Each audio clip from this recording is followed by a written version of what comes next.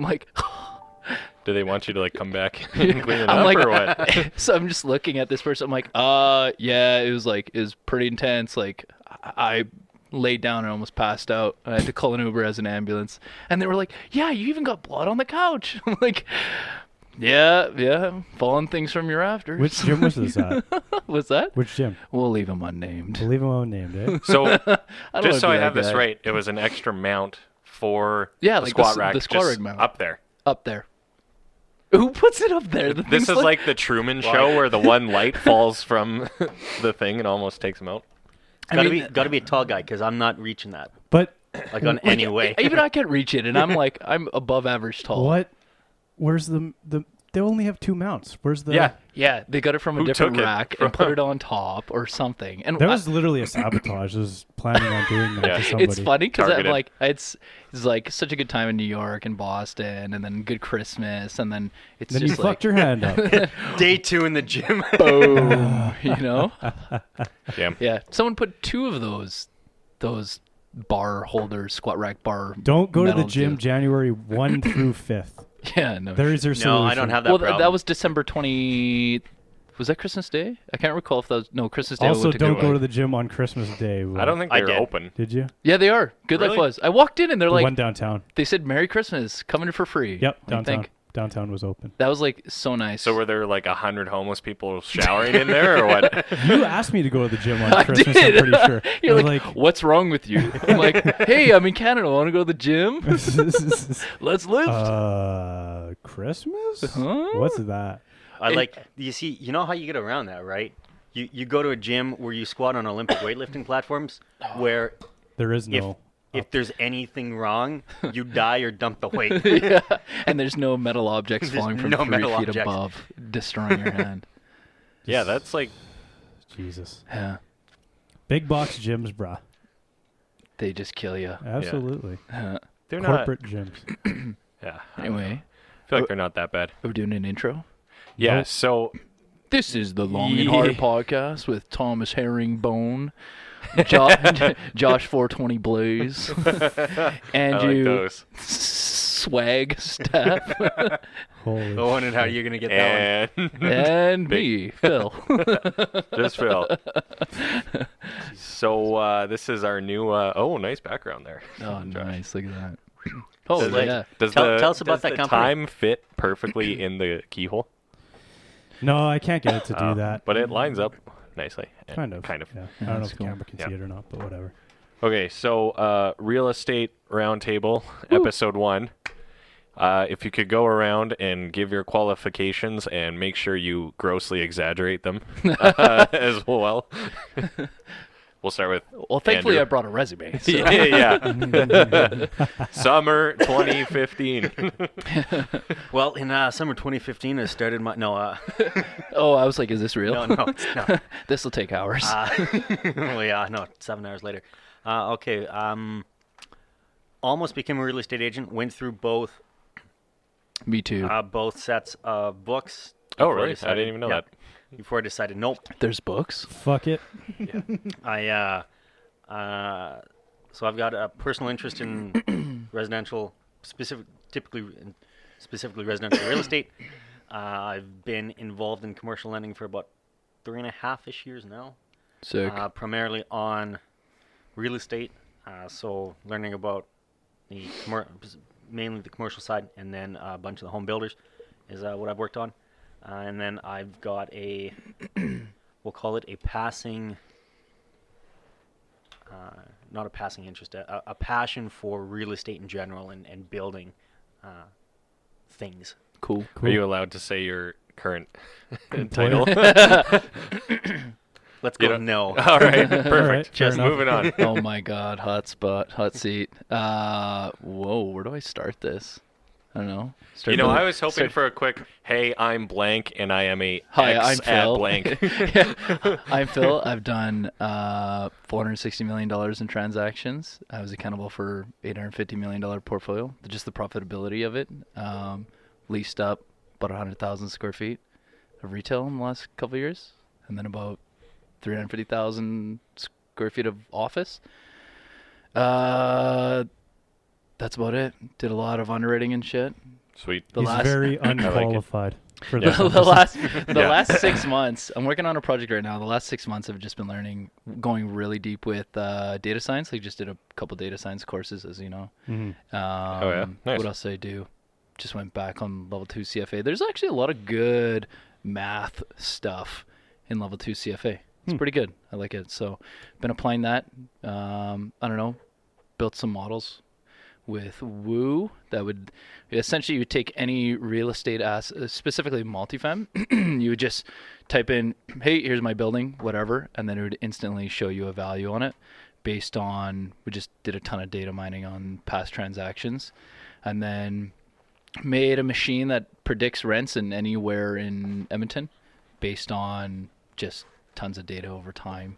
Just predicts it. So that's about it. Just predicts it. Just predicts. Yeah. Just Just based predicts it. on like eye-watering amount of iterations. I didn't realize that like that ML models could just do that shit for you in Yeah. like a matter of hours. Yeah. Instead, I'd be like, You're doing it yourself. yeah, it'd be like, run a regression, run the test, see, Or- oh, look at the T stats, look at the F test. Okay, Funny part next. is It's he like, built oh, a lot of this in didn't Excel work. too. I did you it, I serious? did it all in Excel. You know there are better programs for that, Dude, right? There's better programming Like it's languages called out there. SAS. I built a It's a simple one. this like website data scraper in Excel. Like, who is this guy? Why is he doing this? So Phil, if you could come out of 1983, I know. and can But we hey, get you into 1999 at I know, least? Or? and that's where I'm like, there's got to be an easier way. So I took the first data science course I took. My eyes opened up. I'm like, oh my god, I can replicate I've me. been doing it all wrong. I can, but I think it's valuable that I did it that hard, like trial and error. It's like without Sure. going and learning anything online, I just did trial and error. I think Yeah. that's good because now I understand the fundamentals I mean- so well. You know, I'm like, oh, it's just this automated. Sweet. You can always learn how to program in C++, and then you could go to Python after. I still don't guess. know how to do that. Yeah, but All right, and we're gonna Yeah. de-nerd this episode a little bit. Yeah, everyone's like, what? what the fuck are they talking about? I know. Who, me? Yeah, you're next. I'm not qualified to be talking about real estate. Perfect. Okay. You're And, just a host. And Thomas. I'm Thomas, and I have sold $1 billion gajillion worth of residential real estate. So Welcome. don't ask questions. well, I want in on this, and I've transacted $1 trillion billion. No, you can't change what you said. We already recorded it. I'm the founder of Revere and Revere Technologies, so we're brokers in the city of Edmonton, and yeah, we're doing some pretty cool They stuff. know. Yeah, they know. And this is They- Thomas. Herringbone. Like Seal or Share, just one name. Well, let's get it fucking fired up, boys. All right, Yeah. what are we talking about? Oh, there goes your mic. What are we That talking was about me today? last night too. Yeah. Wow. Whiskey. Okay, wait. That's So it. what's the deal? So obviously there was this big news today regarding this Calgary developer. Oh, Yeah. Right? Yeah, that's been in the works. So from like, yeah, I guess what I could say, it's been in the works for a while. But yeah, I Mhm. think so. They filed for CCA. This is public knowledge, though. Yep. That filing was like a month ago. About a I month. thought it was. No, that was about a month ago. Was it? Was it? It was that long? today that they officially, because then it got denied, right? And then Oh yeah. now it was this morning that they had to do the big layoffs. But Yeah. yeah, So strategic. So relief sought on December 20th. Court of Queen's Bench Yeah. denied. Yada Yeah, yada you're yada. right. And Yeah. now 50 properties have been placed in receivership. yeah. And you know what? They have an incredible team. Like Randy Yeah. Ferguson, he was at Procure for a bit, grew them a ton, went to strategic. It's like they have a really really good team there. I think it's just look at Calgary, right? Like, Yeah. oh my so God. so owning anything in Calgary. Whew. they're Yeah, fuck. just Jesus. owners of commercial property. I'm assuming, right? I don't really know anything Oh, about okay. So yeah, they own a ton of office in. So they're doing They just did the Harley Court conversion. That's on. So that would be on 110th Street, just behind Central Social Hall hmm in Edmonton. Here, they did the Capitol conversion. So it's old AHS building on Jasper Ave, 108th Street, and then they Oh, added okay. another 4 stories. It's like 4 or 5 stories of wood frame that's attached to it. So they're building a bunch of units there, and it's all multifam. So those will be fine, right? Because you have construction loans, so they're not tied to the everything else. Yeah. Mhm. Yeah. Harley Court, they just started leasing up, and that's okay. Best in my mind, most underrated bachelor suite in Edmonton, and I'm not paid or plugged by them or anything. It's actually, I saw it, I'm like, whoa. You walk in, Yeah. and the entire wall from front to back is storage on one side, Okay. and the entire other side is kitchen, and at the back is your living areas. So like, say your bed, and then there's like a seat and interesting. all that. You look at it and you're like, this is a bachelor? Like, it's, they must have spent a lot on that. Oh, okay. but- Oh, it's this. Yeah. It's like 11, but with the number 11 in the name. Is that Yeah, right? Yeah. it's like, Oh, okay, I got you. Yeah. No, I've seen Yeah. some stuff online. yeah, so it's I know really the cool. building for sure. What's Yes. that? I know the building. Just Yeah. it's a unique looking yeah. building. so- Yeah. Well, So- because I saw some. Well, I'm assuming they have no balconies if it's a conversion, right? 'Cause No, I that think one I saw- doesn't. Yeah, so No. I saw a photo online, but it looks pretty. You guys like, ooh, no balconies. How else do you smoke your cigar, man? Yeah. How do you burn Ooh. down your fucking condo so How do you can get how do you sued? burn down so Yeah. that Phill can get sued? So Yeah, you can for get your 50 grand. $50,000. Special Wow. assessment that Minimum we might have deductible a or solution whatever. for. And that's Like true. that. We were discussing about that. No, That's I a saw deductible, though, stuff I like- saw a But yeah, back to Um, strategic. I no for that 11 building I saw a picture yeah. online, but it looks quite new from the outside, so brand new, I was yeah. just kind of confused where I'm like, why would they? It seems odd to build Yo. a new building with no balconies. Like that's not very. Oh, yeah, you know 'cause what it's I an mean? old office. Do you know Yeah, it has is a it? squash court in the basement? Oh shit! That's how you know it's from What? the 80s. Oh yeah, is it still there? I don't know. I haven't toured yet, That'd but be a but yeah, good they have a amenity ton to though, have. because it's like they have a ton of assets out east too. They're doing. Yeah. I don't know how they're doing, but So these guys, is it just feeling the squeeze of owning a ton of commercial market, being exposed that way, and then it's just office Calgary. That's just because it's like they have resi in Calgary as well, like Marta, and I think they have a tower that they're building. It's called like 40 or something. Okay, like sure. that. But Yeah. yeah, it's like those will probably do fine because Mhm. there's like a ton of demand for it. But yeah, if you own an office in Calgary, I'd be shitting my pants for the last 5 years straight. yeah, it's pretty bad. Eh? Whew. I mean, between the tax increases on property down there and just, I mean, I think I was talking. it might Tax. have been How you about how about businesses not in the building? well, Screw I mean, taxes. Well, no, no, that Completely vacant Tenant, building. but- Yeah, yeah. Oh no, my taxes. I mean, Like, a lot of it is just how ballsy can you be with cash flow, right? Yeah. Yeah. Right. well, yeah. I mean, anyone. Just gotta put them on top of the table. Just gonna get a little cancer here. Pretty Stan. much, yeah. Just a Yeah. little cancer here. Score. I don't know, like any commercial owner would probably do the same. It's like, okay, yeah, this looks like a good price to buy this building. Let's buy it. Let's lease it up. Good deal. You know, it's cash flowing. Great. Everything's fine. But then you get that level of shock in a single city. Like, what do Yeah. you do, right? Yeah. Like even the Barron building, they were going to convert that. They converted that cube thing in Calgary as well.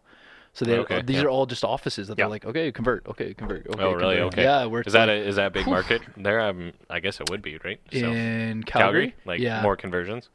Well, like it's more of like, in my opinion, it's because it's more of like have to do. Yeah, yeah, Unless yeah, you want to exactly, just sit there exactly, vacant yeah. for a long Yeah. time. Yeah, you know? absolutely. Yeah. So, Yeah. but the Actually- rental market's pretty strong. It's like Is it? generally higher dollar per square foot than here. So- Even with the weakening economy Are we talking Yeah. like city core? Or are we talking as a overall. over? Like I would say broader? overall, like I've only done one project for a developer that was in like the southeast quadrant of the city, Mhm. and even there I was surprised. I'm like, okay, it's like $160, $170 a foot, Hmm. and here, yeah, you get like say 150, 155 kind of thing. Yeah. For the same product, given that it's like not direct apples to apples. Oh, But yeah, generally, no, yeah, it's pretty robust. I think 'cause they don't have a ton of supply there. Close That's to the the only thing. mountains. Yeah. You know? Well, they have Stop. more humans, less rentals. Yeah. That's it, right? Yeah, it's Yeah, fine that's to I know. gotta say. Yeah. It's interesting you bring some of that up because I was talking with a credit Fewer. group, and they actually in talking about that whole collapse of Oh, oil yeah, and whatnot. They actually stress tested down to almost what it hit. Hey, you know what's kind of crazy about stress testing? If you think about it, you're stress testing based on what? Like, what's your worst case scenario? That's what they gave it. So they $30 stress tested $30 a barrel. $30 a barrel, Wow. And and they said that was their disaster. and here's Sorry, the, who is it? The credit group. Oh, okay, So- sure, yeah. it's crazy because it's like them in their minds, they're going like, okay, what's the worst it could ever get? And they're going, say $30, right? But that's because it's like that's based on what? What Well, is what is the actual so worst it can get? It's I probably zero. Well, Well, technically no for like, in that theory, yeah. commodity. In I theory, guess, I guess, but but that's mean, just it. It's theory- like common fallacy, right? Yeah. Where you're like, oh, the worst this can well, it's get is tail $30 risk, oil. baby. the way Tail risk. the It's way like it was probably won't happen, but that's like, yeah, my bias says it probably won't Yeah, happen. yeah. like the way it was sort of explained to me was they Science. said because this was back when I think it was $110 a barrel, Yeah. something like that. So they The they days. said Oh man, well the glory days. they said Everyone has truck nuts. Golden years. they Hey, we were they kids. went to Yeah. their finance group Rich with the parents. credit within the credit group and said, okay, we want to stress test our specifically the oil and gas portfolio, Mhm. and they said we want your Oh, I gotta go. average-ish, let's say Gee, $100 thanks, a Phil. barrel. Then we want what would be a significant decrease. So they said, well, let's do $70 a barrel then, and then Wow. from 100, I think it was 105 or 110 is what it was at, Wow. right, when they're doing this. And then someone in the credit group said, okay, let's give us your worst case scenario. Like, what's your disaster scenario? 5 standard deviations away. Right? Yeah. And They're well, like, you could buy futures for like a penny, and they're like, this will never happen. well, pretty much. And the guys came back and they said, okay, we're going to stress test it at $30 a barrel. And they're probably like, you're fired. No, and no. So what Like, at the time, I actually at did a project. $110. The reason I know this because I did Yeah. a project in my MBA on it, specifically on how to lend in the oil and gas industry. And one of the things that the credit group was sort of explaining to me at that, they said, okay, so if oil goes to $30 a barrel, what do we do, right? Like, what do we do, and what's the impact on the spillover for the rest of the portfolios? So what was interesting is they said they actually, because they stress tested all the way down to that disaster level, they said reasonably forecast what would happen with the other portfolios. And they said what was actually good about it was they knew that, so, fast forward probably 18 months and it hits the bottom. They said, okay, in X many years, we know we're going to have to deal with real estate. We're going to have to deal with we're going to have diversified. We're gonna $0 deal with in the this, right? bank. Yeah. And it was Yeah. interesting because no one was necessarily, I don't want to say concerned or scared. That's not the right way to look at it, but it wasn't unexpected because they already had plans and contingencies in place to go, okay, if we have to dump X amount of borrowers because they hit a bottom level, we're dumping them, right? If you're above this, fully we'll work with you. We'll keep you afloat as much as we can that doesn't endanger us and you in a material way. And if you're above, we're this X mark, you're fine, right? So what started happening, or like what was the reaction once they actually started going down that hill in 2015? Your derivatives kick in, you're like, everything's fine, and then they expire and you're like, oh no. I think I think a lot of that comes back to the risk tolerance of the lender and the risk policies, right? And their ability to absorb losses, right?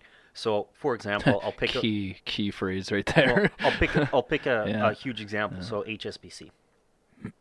So HSBC, one of the biggest banks in the world, for them, if they have to write off Couple $1 billion. $500 million, $1 billion in Yeah. loans Yeah. in oil and gas, they're probably not as concerned about that as, say, RBC or TD, Yeah. Yeah. I mean, Service. or like, yeah. right? So I would say the two things you got to separate is what is your ability to absorb losses, right? And then for like flip side, right? So if you're a massive multinational bank, let's say you're JP Morgan and Chase, right? Because they have an office in Calgary. Your ability to generate revenue in other geographical areas when certain areas of your business, geographic wise, are doing poor is a really big asset. Yeah, just right? portfolio 'Cause approach. you can balance it way better, Oh, right? yeah. Yeah. Versus say if you're a much smaller lender. I mean, RBC is pretty big, so let's take like National Bank of Canada is quite a bit smaller lender than RBC. So something like that is going to have, they're going to have a much different risk tolerance in what they're going to want to write down and what they're going to want to work with in terms of lenders. Yeah. In terms of borrowers and the borrower risk profile in a lot of that. And some of that just comes down to, if your borrower loses 85% of revenue, like, sorry, you're done anyways. Like, Yeah. there really isn't a lot. Versus if your borrower comes to you and says, I've lost 38% of 48% of revenue. I'm freaking out. What do I do? The lender might come back to them and say, well, you've lost 40% of Interest revenue, only. but it's Interest only. no, Immediately. we did that for a lot of lenders. Yeah. Or we just Or said, borrowers, you mean? borrowers, Yeah. and we said,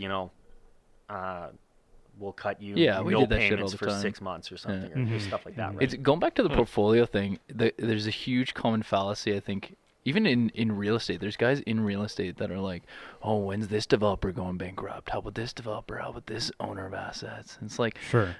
because they're focusing on like one building. They're like, "Oh, it's 50% leased for the last year. Oh my god, this guy's gonna go bankrupt." But they have it's a like, billion-dollar spread, portfolio. yeah, it's like A, it's spread. B, there's a company that they start for every single one of those assets. So Right. so it's like with Strategic Group, it's like I've already heard a ton of chatter over the last month where people are like, "Oh my god, what's Riaz gonna do?" Da da da, like the CEO, and it's like, well, it's not like he's taking the entire company and just being like, "Well, we're closing our doors." Mhm. It's like, yeah, there's this big subset of the portfolio that isn't doing so well, Yeah. right? So we'll sell that off, but they're still performing assets. Yeah. So, yeah. The interesting part with that one is I'm assuming that's going to be a syndicated loan based on just how many lenders they named, right? Yeah, there was a ton So- in there. Did you send us a text the other day and Yeah. there was No, it was you. It was you. in Oh, the no. group chat there's Oh, yeah, there's it a was list like of a- lenders. Yeah. Oh yeah, I took that from their public Yeah. filing. Yeah. So something like that is going to be syndicated, and what's really interesting on something like that, because obviously Strategic Group is massive. It's not just in Calgary, right? Yeah. But what's interesting is Big that they dog. called certain loans on that, so that essentially Because it's only the buildings that weren't doing well. it's only builds. That Yeah, weren't you're not doing going to well. call it on like Capital Center that's being built. No, It's but like, I'm yeah, surprised they they have a called it construction at all, loan. Yeah. Well, right? I 'Cause guess we don't know typically- the dynamics that were happening there, No, right? we like, you don't. just don't. But typically, what happens is that's your last resort, because at that point, you Yeah. know you're not getting paid. Yeah. Yeah, because it's like, I'm assuming it's like the way that all lenders work is they work with them for months, or as long as they, you're transparent about what's going on and everything's, you're like, hey, look, we got to go to interest only, obviously, because our building's Yeah. empty or half empty or whatever, and you work together. It's not like, I think that was another actually common fallacy I find is a lot of people think that, if let's say on your personal mortgage, if you're like, yeah, I can't make the payment this month for whatever reason, right? A lot of people think that the bank's just gonna like, Foreclose right yeah, there. Instantly. foreclose, Yeah, you're no, done. they actually, yeah, they kind of will they're do like- that. They will defer and stuff, and then the foreclosure process isn't like the day No, after either, no. right? So No. But in commercial, I was like, when I first got into commercial, like when I went from building homes to actually like commercial, I was blown away by how much more of like a partnership it is than anything. Mhm. Because it is different for sure. Oh yeah. I mean, it has to be, right? Like, Well, I you're mean, pretty heavily vested, right? And you know what? Because if it's like bank or developer like this, it's like, you don't want my fucking keys. Because No. you don't know how to run it. Well, no, and that's Yeah. like, I mean, let's that's be for real. sure. That's the worst It's part. like, sure, have the keys. And you're like, no. I mean, when you think of it as a lender, Yeah. the only two times if I have to call you or demand on your loan, the only two times I want to do that is before you've started, or when you're pretty Before much you gave me the finished. money. Yeah. No. Before you've broken ground, or yeah. pretty Oh, much yeah. just before you finished, right? Because if I have to go essentially You have to take shop that and all ownership crap. of that and shop it, Have fun. I'm You don't have likely. any capacity to do that. Hey, could Well, I you gotta go imagine find like someone. internal email? Does anyone know how to run $100 million building? Like, no, Do no we takers. have marketing department? They're like, oh, is it a banking product? You're like, Can we get leases, please? like, what is that? See, and that's the problem, right? It's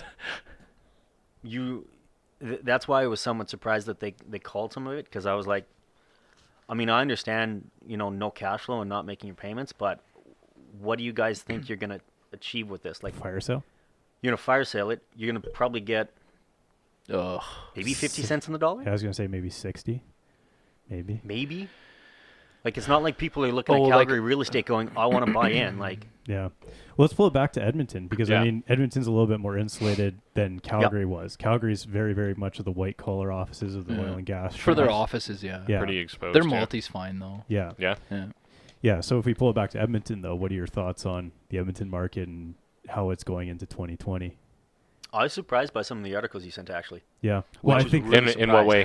Which in articles? the good way or the bad way? In a good way. So the two that I was really most surprised about was the one that said house sales in Canada are up. Yeah. Because the Bank Yeah. of Canada keeps Do you warning think of a that's just? recession. Do you think that's just hopeful? I almost Or feel wishful like thinking? I almost feel like it's yeah. Like, okay, masses, we're fine. I was about to say managing the masses Yeah. kind of thing. Well, right? where was it Or written from? keeping- Did the writers live in Toronto? Is it the Financial Post? It is the final. Oh no shit! But I think- Everyone, calm down. We're fine. Yeah. But I think Like- part of that comes back to yes. we live in Alberta, right? So we, Yeah. Yeah. we do somewhat live in a bubble. Because I was thinking about this earlier. Because the other one that was interesting was Edmonton home sales increased, Right. right? So if like you think about we live in number this, or like dollar per number. I think it's percentage I think it's year on percentage year. year over year was a Yeah. big. Hey, that's not hard to beat when it's coming Yeah, out. yeah. No. Units and stuff is Well, more they- where the numbers are positive, right? So Really, But, there's been uh, a growth in the number new Well, builds or so- like resale, resale. So the Hmm. yeah. but lower dollar. Hang on, let me. Like I grab wonder this. what I the was looking total this today. like dollar you volume talking is. dollar volume or Yeah, per like house? what is like because you can have 1 billion houses that are $1 each, or you can have 500 million houses that are $2 each. See, this and is you'd have all the same thing, statistics, right? So they say Yeah. that Canada's 3.7%. They're expecting a 3.7% increase next year in In- home prices. So that's across. Oh. So first of all, we're looking at a Yeah. massive market across all of Canada. And it's like, well, you realize you have Vancouver, Toronto, Montreal, Ottawa in that bucket. Right. Oh yeah, no, Like, it's ridiculous. Oh, and Quebec So- City Yeah. and Kelowna. But part of that too, I think, comes back to because we live in Edmonton and Alberta. Mm-hmm. Specifically, I think somewhat incorrectly, and partially this is the media that we get in the media that how it reports, but Sure. we assume that, well, we're suffering, so like, how good can it be out there, right? Yeah. So That's true. good. Everything is well, yeah. Everything's On- pockets, right? on Everything is. fire. I mean, Right. So even though it's written in the Financial Post, Mhm. right, they Yeah. can probably sit there in Toronto and say, well, it's going to be good simply because Montreal and Ottawa. Vancouver, Well, Montreal, and dude, Ottawa. Have you seen well, no, Ottawa? and Fire! Yeah. well, a lot of like my like- buddies down there, they're just like, they read this stuff and they're like, oh, why are these analysts so conservative? Like it's crazy. Yeah. And here Well, we're like, wow, that's some we're crazy like, wow, growth. these guys Are you sure it's that high? These guys must be high. Yeah. Yeah. Like, well, because a woo. lot of the growth is like I think Toronto and Vancouver are like maybe stabilizing. It's more so the smaller cities around that because people Yeah. are relocating. because they can't afford it. Exactly, right? So London, like, Mississauga. yeah, Newmarket, whatever, like right? that. So Yep. yeah, and then even It's like even like 50-kilometer radius. even Victoria, which is like an hour and a bit ferry Yeah, ride. yeah. People are from Vancouver are moving to Victoria Yeah. and will just commute. Oh, right? I've been saying. So- Well, you guys know I've been saying this since 2015. Kelowna, in my mind, is going to be like the next Vancouver, Napa Valley. Like, wait till all that baby boomer money out of Moves Calgary. out Oh of there? yeah, Or oh, moves yeah. there. Is that what moves you're saying? there. Okay, yeah. like really moves into Oh retirement. yeah, because age. it's like yeah, yeah, everyone from Calgary just loves Fernie and Kelowna. So that's a good point. Interesting. Actually, that's an interesting point. So I was reading something whoa, that. what's sorry. happening here? Oh, God. It's alive. We really need to get a hold of these fucking wires under the thing. Just Yeah. just Here, drill actually, drill holes. pull the thicker cord, the cord in your mic, and like, can you hook? Do you have enough slack to hook it like this? So it's I'm like, okay, I'm pulling. pull my finger. It's- no, what's I had gonna a point happen? where I was going Like with that. Elf on the Shelf. Or Do what's something going like that. So it's there we we go. go. Cool. There's a little less slack. on? Oh, What the fuck was I saying? Oh yeah, just how the effect of as baby boomers retire. I sent you this article. This where, is in the States, but yeah, yeah. this was talking about the States, but as baby boomers retire and sell, well, because millennials are buying at a lower rate, and a lot of boomers selling their home as part of their retirement plan. But in theory, there will because there's like an age Yeah. belt or whatever the Yeah. hell they call it. Yep. Yeah. There's going to be an even huger surplus. Man, I told my dad in 2015 to sell Yeah. his house, and Yeah. every year I'm just like, it's gonna get worth less. Like, who's gonna Yeah. buy this And massive then, house? has to. the problem Who's is gonna buy it? The problem is in the States, this is kind of a uniquely American problem, though, is they have retirement communities in like areas like Arizona. Yeah. But you mean the whole city? yeah, yeah. Have you been there lately? Yeah, Like, but it's a place. But then the younger or like, generations sorry, the aren't. whole state. The younger generations aren't looking for those retirement communities, so Yeah. they're kind of creating these ghost towns and I hope stuff. not. I don't Except know. the it's- Instagram influencers. Yeah, except They for like, ASU. Yeah. Yeah, ASU. Well, That's like old, everyone like Old under 18 Town's, is there. Old Town, Scottsdale is like a cool place. But supposed to be. Scottsdale, Yeah. like, there's so many. It's a weird mix of old and young kind of thing, is what I hear. I don't know. I know at least like a dozen older fellas in town here, say like lawyers Oh, yeah. and developers I and whatnot, know- that have places in Scottsdale Oh, yeah. or Palm Desert. Yeah. Have you ever looked at Palm Desert or like been there? Yeah, it And it's like- sucks. It's literally. Dude, I've never it's been there, but literally it's a desert. It's like a gigantic collection of golf course resorts. It's ridiculous. Like, look at it on Google Maps. It's like sand and then block of golf course houses, block of golf. It's like one developer just decided to do the same trick 8,000 times. Well, I mean, it worked. It worked because I mean the houses there, you know, they're 8, 9, 10 million bucks. Boomers, eh? Those Boomers. boomers. Those boomers, you just golf course. cling, cling, cling, cling, cling, cling. Golf Yeah. course. If I was gonna do a house and I wanted a house in the desert, I'd probably go to Vegas. Yeah. Because it's so cheap. It'd be cool. Well, it's so yeah. cheap and it's unlikely to be greatly affected, I think, by Yeah, the not boom, much. like a boomer retirement. Oh right? man, I would go. Maybe Phoenix, maybe. If we can ring this back to the Canadian Yeah, side of I'm things, like, so have you been in New York? Global real estate. Global. Yeah, I'm like, have you been so- in New York lately? Yeah. I just came home from there.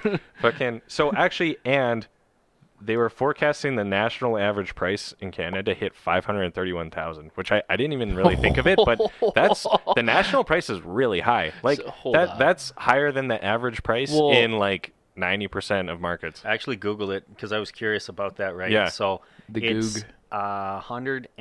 $140,000 more than the American if you don't do the conversion. Okay, yeah, I think the average house price in America was like 295 or Yeah, that sounds 300,000. believable. Yeah. Mhm. So I was like, we're $150,000 more. What? Well, look at it. I mean, how much? What's the population of Toronto? 3 million? 3.5? No, Six. Something like that. Six. Oh my good God. 6 in the metro area. Okay, so we have 6 in Toronto. What do we have in Van? Van and then whole 2.5, 3. Yeah, it's a little. Montreal island. is 5 in the metro area. So we Yeah. got 10 Yeah, million. but what's Vancouver's metro area? Okay, It's so gotta be that's- more. That's It is like 3. Three. okay. Oh, So is it? that's Okay. in Yeah. 3 cities. We have 30% of the population That's of the entire exactly it. country. That's the point. That's yeah. why. Yeah, yeah, for Well, sure. no, that's- Yeah. So we're all moving. Yeah. To Kelowna. Yeah, because it's going to be the next Toronto. Saskatoon. Say it with yeah, me now. yeah, Saskatchewan, baby. yeah, yeah. Some opportunities there in manufacturing. Yeah, No, that's I true. was It's cheap. I was really surprised with some of that that Yeah, stuff. and then some of these, I don't know. I feel like people, I don't know. Maybe we've just been You can say berated about fucking fake. anything with statistics, though. Oh, okay? that's the thing. yeah. You can make Right. it, and then this time of year, these articles, it's all kinds of talking heads from whatever bodies, but Well, they're this- all this kind is of all realistic. Korea, This is right? all. This is Korea. This is Remax. This is Royal LePage. I mean, Bank of Canada is in here, right? Like, it's a little bit of a. Yeah. I feel like they're kind of trying to manifest their reality, Yeah, if yeah. anything, like kind of So going- calm people down, right? Going back to one of your questions about like 10 minutes ago, and you're asking about Sure, yeah. like the status of Edmonton real estate here. Mhm, So yeah. like in my domain, like in commercial, Yeah. you'll hear it all the time where people are like, "Oh man, the market's so hard here," Yeah. and like, and then you'll hear other developers where they're like, "Oh, it's amazing here," Mhm. and it's all the guys that are creative, and it's just Yeah. you know, you create your own reality at the end of the day in like Mhm. everything in life. Yeah. But it's especially true when you don't have a bullish economy. It's like all the guys that are like, "Oh yeah, we grew by 30% last year and 30% the year before and year before," and everyone's looking at them like, "How is this possible?" Mhm. Mhm. Yeah. Look at like the Belgian developments. Like if you've been following them for the last couple of years, it's like you look and they're like, Is that okay, a local company? yeah, Okay. awesome. So I believe he was an engineer. Mm-hmm. Like, But they I do may be they wrong. do commercial space. Yeah, so it's like he started with like 1 or 2 projects here, 1 or 2 projects there, like in a year, and then it turned into like 4, and then 8, and then it's like now it's in the like dozen plus zone in like, you know, and that's just from 2015 to now. So it's guys like that they take assets that everyone's like, oh, that's a piece of junk. He's like, no problem. Watch this. That's you know? 100% it. Every single piece of land Every single one. is an opportunity. It's Yeah. just how you spin it. Right? Kind of how you spin it. Yeah. Right. All day. Yeah. I mean, if you look at our generation, right, a lot of millennials, and I mean, you're seeing this quite a bit with, I think it's Edgar Developments, who does Edgar. Yeah. Edgar, right? Yeah. That's a Vancouver developer. Yeah, they're Vancouver based. There's a Vancouver one, Yeah, right? so Whoa, Hendricks- they've done a few their head Hendricks, office. McLaren. Yeah. Yeah. Yeah. My uncle's actually But- an architect, knows the guy very well. So But I bring them up because you look Peter at, I or mean, like, I Henry? remember when Dave moved into his, like, super old high-rise, right? And I went to see it, and it's like there's no amenities. Mhm. I mean, it's reasonable inside, but he's literally just paying for a condo, Yeah. right? yeah, Yeah, And like- it's like, this is great, but, like, is there something else, right? So, I mean, I think we talked about this a few months back on how developers and a lot of these commercial guys are going to have to get really, really creative on the amenities that they offer, because that's going to be what essentially drives and differentiates them from literally everyone else going Absolutely. through To a a lot of point. this. To a point. If Yeah. you have too many amenities, look up. Okay, here's a funny one. Look up the Pinnacle in Calgary. Oh, I remember that one. They went so crazy on their amenities. They literally have a room for everything, like poker room, pool table room, like wood covering room. I don't know if they have that, but they do have life-size chess. It's like it just goes on and on and on, and it got to a point where you're just like, how much No, can there- you increase there- rents? There definitely is a, Yeah, I a guess, limit right. to that, but Well, think of like from a, okay, let's say you take 100,000 square feet, and let's say the average apartment is what? Let's say, okay, if you took, say I don't know. 600, 550. well, if you took, let's No, let's I say would- it's no, it'd be like 500 or something. 758. Are we talking like all of downtown Edmonton average square foot? Well, let's take, what's a better? I can't do math in my head anymore. I would say need- it's I more need like paper. 800 to 900. This would maybe be that. Oh, maybe like no, 800. no. Oh, it's for like a two bed, they're building in like 700, 725, 750 is like normal what they're Oh, going now. really? Yeah, Yeah. and then Oh, yeah. bachelors are like Yeah. 400.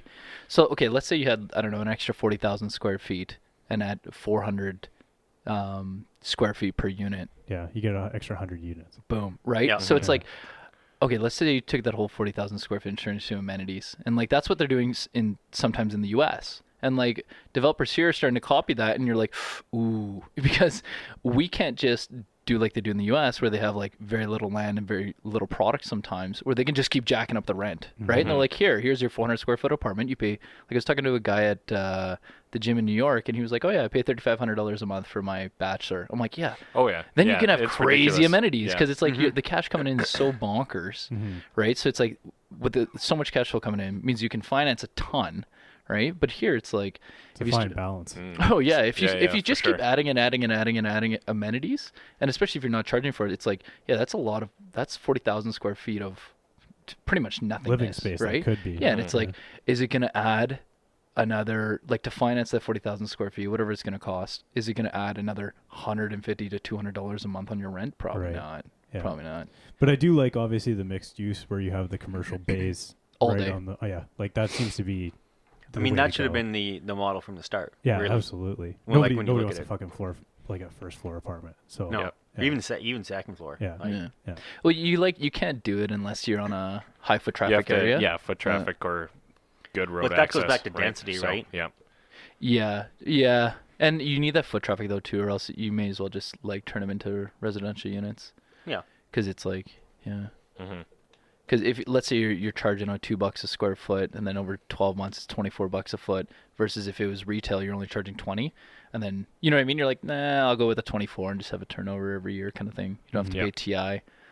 Like it'd be fucking sweet if there was a convenience store on the first floor of my building, but we're kind of on the end of this one street, so no one would go there except like Exactly. me. Right? It's like right. the So- guy's gonna be broke. Yeah, exactly. On the flip side, it does help with like the community of the building, because every Oh, time you absolutely. put in like a convenience store or like a games room or whatever, it's Mhm. like you want to stay there a little bit more, especially True. things that are like, say, like a garden plot, or if like in what we're doing with our property management companies, we're trying to specialize in. So one, we have all the data. Like you have the basics of property management, but then the second part of it's all just data-driven decisions. Mm-hmm. But then the third part that no one seems to be doing is actually building communities within those buildings. Mm-hmm. So you try and build that kind of vibe where So you create like a brand name. So it's not so much I'm looking for a 2-bedroom unit downtown. It's like I want to live in the X building. Yeah, right? exactly. Because you're like, And Edmonton almost lacks that. Even on the resale side, there's like a tiny bit, but it's such a micro niche. Yeah. Like it's not quite there, right? Versus, like New York is the stark contrast, right? Yeah. So. Like, have you ever walked into, or have you been to a WeWork building? Not like a WeWork, the tenant, but Yes. like the whole building Yeah. is WeWork. Well, in Montreal, they had 6 floors of the building across from the Bell Center. So I went through and I was like, what was your experience like? Did you walk in there or just looked at it? What's that? It's not RIP. It's not RIP. It's worth 5x less than it was supposed to be worth. But It's still like just like it's funny because everyone's just like, oh my god, it's worth nothing now. It's like, yeah, it's still worth how many billions? $8 billion. That's pretty big, pretty big. It's not a bad business model by any means. Like the share co-working I space. think it just needs it's time. a terrible business model. No, man. No. It just I think needs there's, time. I think Okay, there's demand and You stuff and I for agree. it. You and you Yeah. agree. Okay, tell me. I'm with Josh. Yeah, debate on it. I Let's mean, go. Okay. it was totally overhyped, right? That's why. With there's kind of a IPO bubble or whatever sort of thing. I think right now It's like what? Well, as an investment bank, Mm-hmm. you're like, what do you take public? That's big. And you're like, your choices aren't very. yeah, good. it's kind of what Well, people just need to look at the fucking prospectus. There's Right. there's no proprietary. Dude, did technology. you there's read no- that thing? No, there's oh no. my god. There's no asset or anything, but hold on. the business of You just said co-working it. space. There's no isn't- asset. Yeah, there's not. But the business of co-working space isn't a bad business. Well, hold I on, don't hold think, on. Right? It- There's demand for that Here's the thing about co-working space. Okay, and this is in big cities. No. Here's the thing. I could go to a university and take a bullshit class for $600 a semester, and I get all the amenities of that university. Get to study, hot girls, and I get to go to the library. I have all the amenities on that university. But if you're a lawyer, co-working space. let's say you're a lawyer, or you're like, All right, never mind. I'm on Josh's side. like, if you're like a lawyer, or you own a business or something, you're like, hey, let's have a meeting at my office. You're like, it's in the university. It's actually in this lecture hall. Like, people Yeah. are gonna Yeah, be but like, to be Hang what on. is this shit? Yeah, but then you go I to rented a the WeWork. study room. Okay, we were. Hey guys, go we have back. this Hold room on, at hold 3 on. o'clock. Then you go to a WeWork and everybody's fucking doing body shots, and you're gonna do a fucking business meeting. Like that's the issue. Hold up. When I went to going back to the community, so when I went into we checked out WeWork, and it's like, this is like when I went to New York, not the one that I just went, like a couple years ago when I went, and it's like jaw dropper when you go in there. Well, like, you also went to the flagship. I know, but Man, I can But wow hold you up, hold if up. I take you to Hold up, any hold up, type hold up. like. Yeah. that's the point. I'll take you to the Starbucks That's the flagship point. too in Seattle. It's a 60,000 square foot fucking So, Starbucks. Have They you ever serve food. actually? It's pretty cool. Yeah. It's pretty cool. They have all So, those How transparent much? pipes. How and much is shit. a WeWork membership in New York? Do you I have don't any know, idea? but I wanted to give them my money. That's the Yeah, point. That's the just point. instantly, No, yeah. because you walk in there, Yeah. and instantly you felt, okay, one, you felt like a heightened level of acceptance. Two, you felt like you wanted to work, you wanted to get things done, and then you walked around. They showed the different departments, and it's like we're talking people that. They have you- departments in WeWork. Well, you know what I'm talking about, like where you have a little business here, a little business there, like little okay, sections. yeah. Yeah. And when you'd walk by and they'd be like, oh, this is so-and-so. They're like, they make colorful shoelaces or whatever. They'd be like, hey, man, how's it going? What do you do? How can I help? And you're like, whew, I can see why people like it there. You just ate it. They make So- colorful shoelaces and they're fucking paying rent on a fucking. Wait, hold up. What if they make $15 million a year selling those shoelaces? Maybe, Who cares? maybe. But they here- need office space I do to agree click with their you. buttons. I agree with you on one thing, and that's Yeah. the culture. Yeah, I agree yeah, with that. culture. Imagine. That's so kind of what I'm saying. going right? back to Yeah. the rental buildings, Yeah. imagine if you could create that. People would never leave. Oh, for sure. Because and if they did leave, they'd come back really quick because they'd be like, "Oof, this building sucks." But that's sort of going back to the sort of what we've talked a lot about is how do you commercialize it, right? Because the concept of how do you create a culture Yeah. that allows collaboration and belonging in a sense of Very success, difficult. Very right? difficult. I mean, that's very difficult. Yeah. If you go look at what Tony Stark. No, Tony. yeah, Iron Man. No, Tony. What did he Tony do? Aish. I think is how you say his name. Oh. Zappos. Is it Right? Zappos, is it yeah. Tony Shea or Tony Heish or Tony? I don't know. Heish? I butchered that. I'm sure. But if Me you too. look back at what Zappos Tony. he tried to do after he sold, I think it was Linked Exchange, Yeah. right? Because he essentially he essentially did WeWork. He invented the banner ad.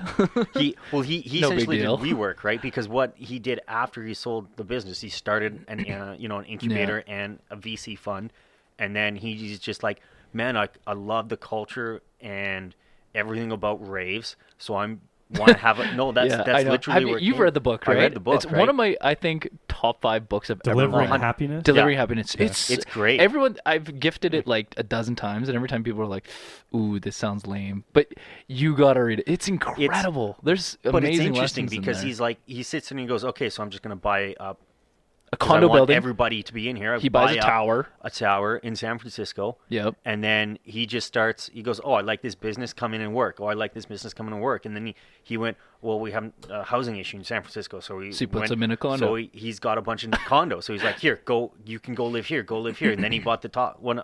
No, maybe not the top floor. So no, hold on. He bought the whole building though. And every time he'd invest in a company, he would give them a condo. Yeah. So to check up on his investments, he'd just ride the elevator. Like, right. So I mean, he like, essentially that is awesome. did it. Now he says in his book that most of his, ventures that he invested in failed, but I would say the overall model is somewhat there. No one has figured out, we'll call it the X factor, to actually make it commercially viable beyond 18 to 22-year-old chicks. Why don't you just start building. influencer.com?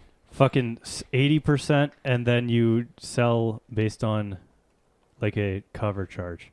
There you go. Oh my God. Done. No, we're talking about like say, well, in this domain, like multifamily buildings, or say like an office. Yeah. It's like, why would you want to stay in an office? If it's like, there's the cost thing, but then you look at some competitors and they'll be like $5 or $10 per square foot cheaper, and some companies won't go over there. Mm-hmm. And you look at, you're like, well, you could save $1 million a year, $2 million, Prestigiousness of the building, maybe. Prestigiousness of the building, that's exactly Or it. working culture too, right? Just go back to your WeWork example, right? Like part of the reason, and like so, Josh and I agree on this. We don't think WeWork is even a great business model. Okay, I think. But wait, hold on. So the thing is though, and the reason I get some of that is because you look at Startup Edmonton, and it is sort of like that, right? It's a co-working space, but there are either professions or jobs or industries that don't allow you to do that, right? So it would be very hard, say, for a law office to do co-working space simply because of privacy issues. Right? disagree. And some of it, well, that's fine, but There's a co-working space in Edmonton that's going up right now. It's in the old Avison office, and it's targeted towards lawyers. Same kind of idea. yeah, but it's targeted towards one industry. Yeah, you're right. Right, So, but like, that's not it's- really co-work, because a lot of those, lots of lawyers and accountants, independent guys use office solution places, which is a little different than true then, co-working. Yeah, Like, then it's the not a- free Because for all. true Yeah, co-working yeah, is yeah. like Open. bullpens with fucking beanie bags and shit versus renting an individual Yeah, you're office right, you're within right. it. Yeah, right? that's So- what I was trying to get at, right? Yeah. 'Cause if you Business look center. At Yeah, WeWork, and exactly, it's like exactly. traditional thing. It's like this massive open space thing. No. It was like, dude. Bean bags. Yeah, Yeah. it was like, when It was the old it's a frat McDonald's. house. Bean bags. It's a frat house. Yeah, it's like you Bean got a bags. university, you started a startup, you got tens of millions, if not hundreds of millions of dollars, and then Slide to go to the you, break room. Yeah, you went from like frat to rich frat. Like, That's I Pretty think much, where we yeah. agree with a lot of this is the structure isn't there. The issue For a lot of it. The issue in the whole business model is taking rents and taking 15-year leases on space and then subletting. and then subletting. But hold up, it's no different than renting space and then putting employees in there that sell a service product, right? You rent space. Let's say you're a law firm. You rent a whole floor. You fill it with lawyers. They sell their services, which is law services, in hopes that they make a lot of money, enough money that they pay you so that you can pay your rent. It's pretty much the same thing. It's like, instead of them selling those services, all you're doing is selling your service is, well, the vibe, we'll call it, plus the space itself, right? Yeah, but part of that is the risk tolerance on that too, right? Like if I sublet to a bunch of lawyers, I have a reasonable. You Have start you- sublet Have you to a bunch seen of the rates startups. though? The rates are bonkers. Yeah, but there's a reasonable expectation that they're going to do at least It is somewhat well. the riskiest population you're renting out to. But okay, so Who? Startup companies. Oh, yes. Yeah. Okay. Yeah. yeah, but they're startup. Okay, so like most of the VC money now is going towards rents. Like before, the big VC money used to go to like servers and shit because it's like they couldn't afford that. So now they have like AWS and like easy, it's cheap to put stuff online and have all your servers. Yeah. So now it's like all that money. I know how much it costs. It's not cheap, bro. Well, relative. It's not I like guess to like it's not like okay, having a guy do it, but it's 1981. We have to buy $10 million worth of servers. It's just like, Yeah. we have to pay whatever, like 10 grand a month or 20 or 30 or 40, whatever it is. And now a lot of the money's going to rents. So WeWork, if you look at their model, it's like, okay, they're using, whether it's distressed space or not. Let's say it's in New York. It's like, say, $100 a foot for the prime stuff. Here it's like $10 a foot, by the way, so it's like a 10x. So then they're like, okay, cool. They're renting out those desks at the equivalent of like say $80 to $50 per square foot per month. yeah, So it's I like get that. in 3 months they've I paid get the that. entire year's worth of rent. Yeah. And then in one more month they've paid the entire year's worth of salaries, free coffee, and beanbag replacements, right? And then they're just like, great. See, So why okay, is it fucking failing? this is why. It's just overvalued. No, is no, the no, issue, no. No, In no. the reason why, okay, Is it because people, unprofitable? no, it's not. So this is why. But It's they, deeply unprofitable. They didn't give it enough time. I think everyone's looking at the current strategy and they're like, oh my god, look, it loses so much money. It's like, yeah, because they're building entire buildings worth of space. It's imagine going to a real estate company, or okay, it's same thing. But let's say you go to a developer and you're like, oh my god, man, you spent $100 million to build this building, but you've only made $1 million in rent this year. You're like negative 90 million. Like, what are you doing? It's the exact same thing with WeWork. That's what people were looking at that and they're like, oh my god. But it's like, yeah, okay, just wait, because that's turning into 2 million next year because the building's only half leased. And then that 2 million, we're going to leverage it and it turns into $120 million in debt. We're going to pay off the $100 million that it cost to build the buildings and we just profited $20 million. So with like WeWork, if you look, it's like their marketing and their build out cost. If you eliminate just the marketing and build out cost, they're not wildly profitable, but they're profitable. And it's like, give that 5, 6, 7 years, but everyone's looking at it like now and they're like, oh god. No, I'll tell you what the WeWork model I don't necessarily think is a failure. I think they could make money off it. Yeah, I think totally. I think it's a terrible business model. I would never invest in, but I think it could be somewhat successful. What I will say is, and this comes out of Peter Basil's book, Early Access, which is fantastic if you're an entrepreneur and you want to read about it. The issue you're talking about is VC money. Right? They spent way too much. Well, they spent way too much, but part of Like, it goes they back to should've the kept some in the- ecosystem, right? So if I say you and Josh start Phill and Josh Ltd, and you want to do exactly what Bad WeWork name. did, PJ, right? I like that. Right? So you guys come to Thomas and I, and we say, okay, we'll underwrite 10% of your operations, so you can go out and do this, and we're going to give you $40 million. Well, I've now promised a certain amount of return to my investors. Yeah, exactly. And a timetable on that. So now you guys have, let's say, 8 years to go do this, become profitable, and IPO and exit, Yeah. and do whatever. The problem is I promised, because I've got to promise better than, minimum, better than stock market rates, right? Let's say I promised my investors, I don't know, 20x, 40x, right? This is the SoftBank problem, by the way. Right? Yeah, but this is where they fucked up. You just said it. You're like, yeah, I give you this loan, and you have 8 years, right? Yeah. WeWork went year one, like 6 years in No, a and row, that's- where they were and like, that's the okay, issue. thanks for the loan. We used it all. Now we're getting another one. And okay, now we used that all, and now we're getting another. It's like, imagine taking out a student loan for $100 grand, and then like getting a master's, and then as soon as you get out, instead of working, Starting you're like, an undergrad again. you're like, I'm gonna get another master's. I I'm want going to get an another $100 arts degree. grand. Actually, no, it's more like I'm going to get an arts degree. And then, but imagine if you just do that every year, and then you're like, you just increase your revenue by like goes from like 40 grand to like 80 So grand. that, and you then are right. It 120 is grand. somewhat You're the like, SoftBank oh god. issue. It's right? a SoftBank So issue. That put- too. They need to deploy so much money. Well, it's we're going to push these companies to IPO in 5 years, for example, and they better exit us at, like you said, 20x. Boom. If they don't, So it's- then fuck them.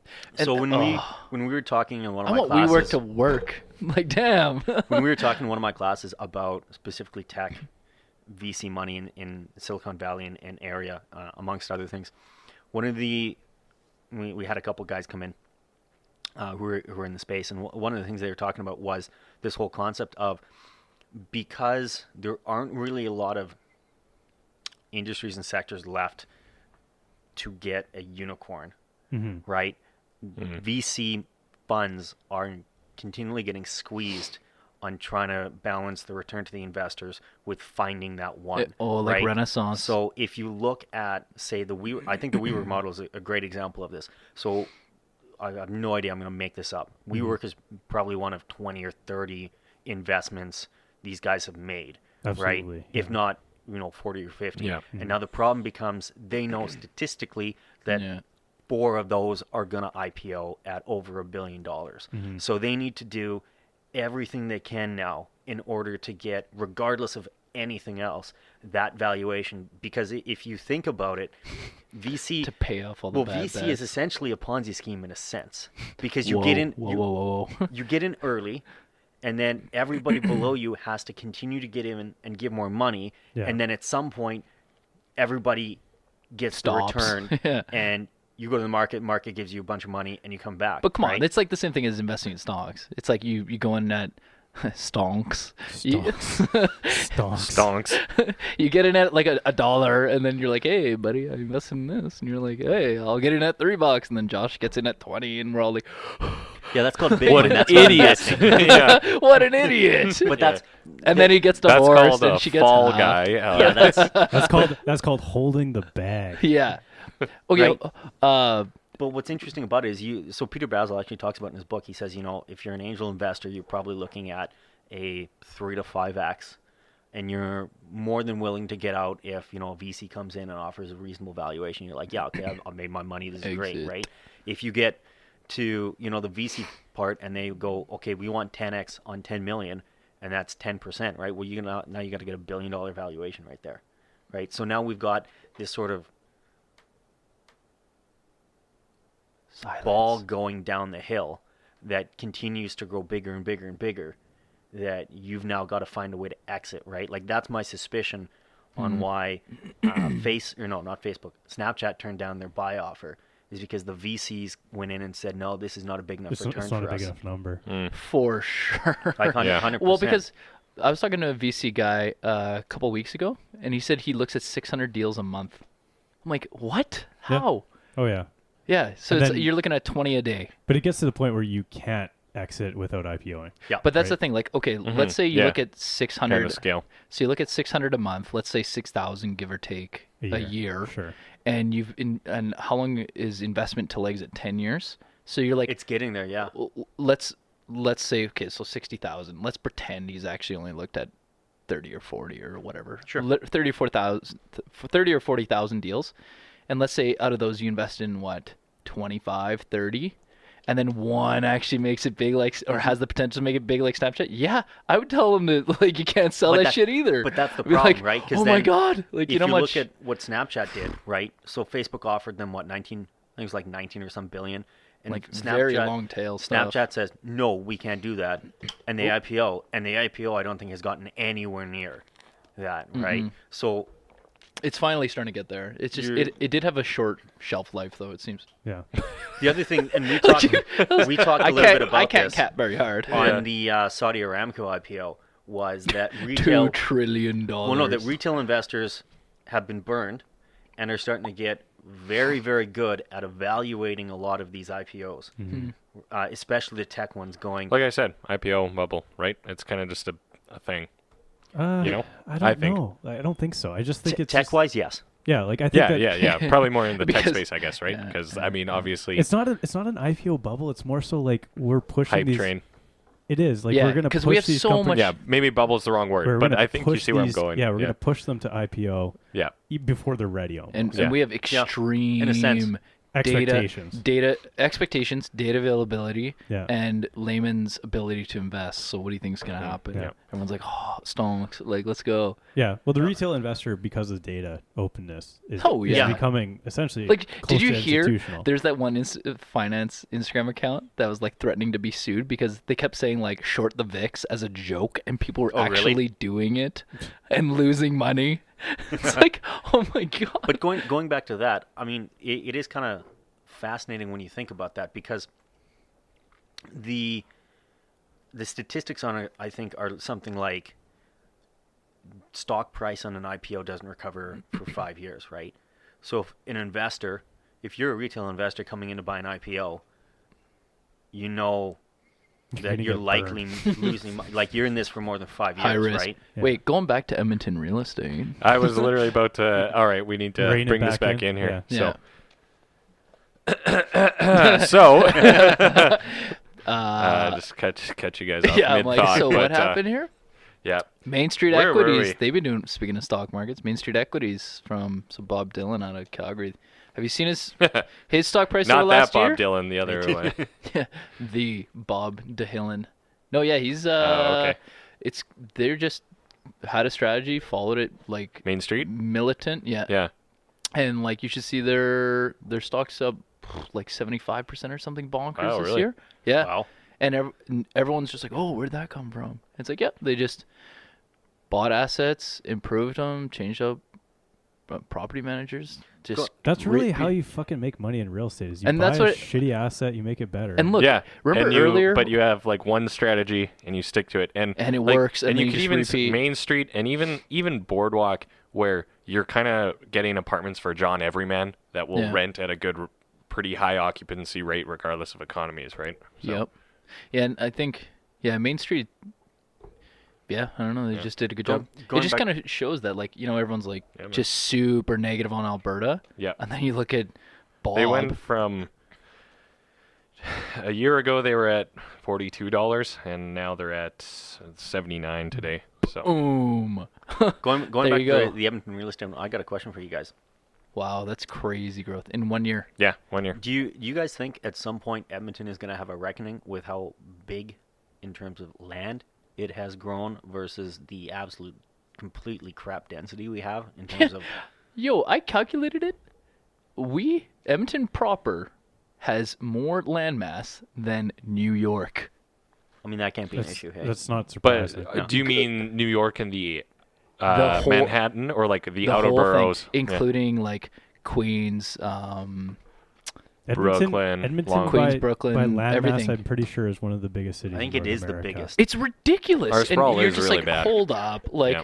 what? But here's the issue: is we keep gotta- sprawling. Well, we do, gotta. Well, we keep sprawling, but then does Edmonton have a theoretical limit on We should. population, right? Oh, Like- probably. Yeah, and We're gonna Nat- hit 2 natural million rate. people. well, yeah, exactly, right? I mean, and then without getting into the question of will the Earth's population stop growing at some point, right? Like, in theory, Edmonton, there's no way it could be like a 2 million person city as it is now. Otherwise, No it's way. Gonna, Look at our infrastructure. Yeah. Are you kidding They me? actually proposed a second, like it was not like a formal proposal as far as I know. It's kind of just a rumbling idea in council of like a second Henday that would go like Leduc, Devon, Morinville, Oh my God. Fort Fucking Sask, kidding me. around Like, the far are you side of serious? Sherwood How Park about and this? come down. Serious? Are you Yeah, serious? yes. Why? Why?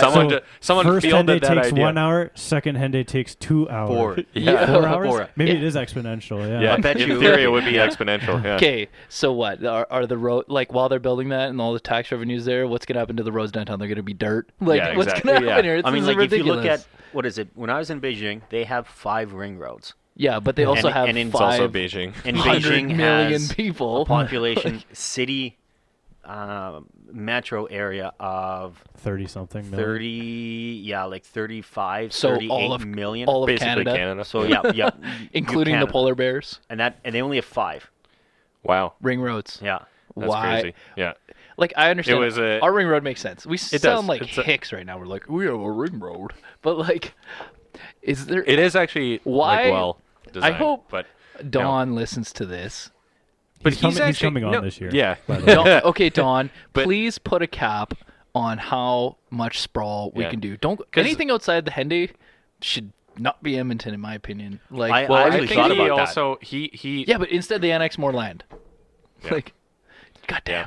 I don't know. I think Like- well, actually, this transitions into a point that kind of seems to recur in these articles and stuff. Mhm. And I'd be curious to get both your opinions on it. So, because like I think Edmonton, well, it's no secret that new build inventory is incredibly high, and then there's tons of starts. Like builders, literally, the news was like, all right, builders are slowing their starts in Edmonton, and then like 4 months later, they're like, okay, we're starting back up again. The builders have started. Yeah, and But so it's it's down, kind like- of overbuilding, right? And it's Yeah. more in the new outside of the Henday South, particularly areas. Yeah, Right? I mean, And when you own legacy land though like that, you I guess kinda have to. I guess lots of it unless- is in. I guess Yeah. there's not a lot of new Just don't buy it as an subdivisions, investment. Yeah. but I Imagine don't being know. imagine It- being that builder though. You're like, okay, we bought this land 10 years ago. Mm-hmm. The time is now, and right, we have to make dollars to keep everything keep floating. going. Yeah. And what are you gonna do? Build a tower? You're like, yeah, that's 6 years. Yeah. So you're like, But or we w- could build does that single family homes. Does that Like- stop eventually, or what? Because I you know, hope so. Because there was one article here that mentions that like they're predicting that building will slow when the new build inventory will catch up, and then there will be less new builds in 2021. But that makes no sense because in theory, if the builders are seeing good sales, they're just gonna They're gonna keep keep building. They're building. gonna, right? yeah. It's Yeah. it's like a, it's self-fulfilling prophecy yeah, kind of it's thing. deal right? So- junkie styles. Deal junkie, yeah. There's Yeah. some developers out there though, like Mhm. Rohit, for example. Okay. Yeah. Like, have you seen how much commercial he's doing now? Yep. Yeah, that's very true. Yeah. Yeah, that's smart. That's Mhm. smart because it's like, okay, Yeah. I see what's going on. It's gonna take a decade or two to hit my new lands. So Yeah. while we're at it, let's do this. Mhm. I think the And city he's is quick. He's quick at what he does. I think the city's going to get to a point where they are either going to have some very hard conversations with some of those developers that bought land Mhm. way out, right? Because if you think of it, I think there's a report released, I want to say last year by the city that was talking somewhere around the fact that the city just can't afford to offer services in new developments anymore because there's just no density to do Yeah, it, man. right? But I also Like- think people need to be less because you know, Don Iveson has a thing because he's all about the missing middle and stuff and increasing density for what it's worth, I guess, right? Yeah. So, and I think people need to kind of maybe open up to those ideas. Yeah. right? Why do we love our Culturally speaking, suburb? The entire maybe it's- city's a suburb. I think for it's God's perhaps sakes. what Like, we grew up with being native Yeah. Edmontonians, right? Yeah. You're used to your Yeah. post-war bungalow with like a huge ass yard, so maybe that's what you want when you grow Part- up. But yeah, but part of his mentality Agree. too, right? Mhm. Like It's in gonna take Edmonton, a it generation. would have to be like a and half. generational cultural change where, and this even goes to like building culture or whatever. So let's say you go to a missing middle, which is, let's call it townhomes in a relatively semi-central area. Yeah, yeah. You would need to have sort of common space and share with your neighbors to get the outdoor experience plus density Sure, yeah, plus good yeah. location so the city can afford to give you good Yeah. services. Like yada, yada, yada. Brookfield does a good job of that. Like on the south side, where it's like they'll have like parks and paths and like little lakes Yeah, I and get stuff it. like They're that. not too bad with that. So yeah. But They're a big everybody company. owns a fucking car, Yeah. and you're gonna all Yeah. forego that I for think- I downtown don't know. living.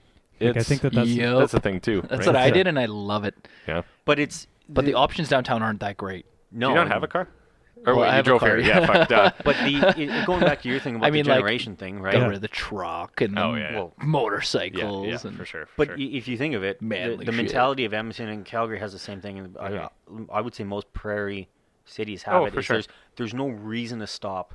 Like there's so much land, Mm-hmm. right? So if you think of the mentality of, someone say from New York or Montreal or Mhm. Vancouver or San Yeah. Francisco or even Seattle, right? It's like there really isn't. there's no constraint. We've got Yeah, there is. water on 3 or 4 sides, and we don't have a Mm-hmm. way to get around this. So So we what's our constraint? Red deer? travel time.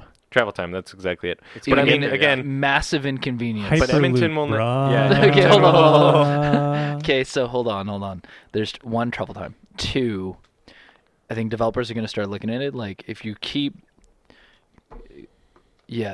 building on the outskirts of town and you can't have like your mini malls, or we're talking like the power centers. Yeah, It's like yeah. a little retail strip, grocery store, blah blah blah Yeah. blah blah blah blah.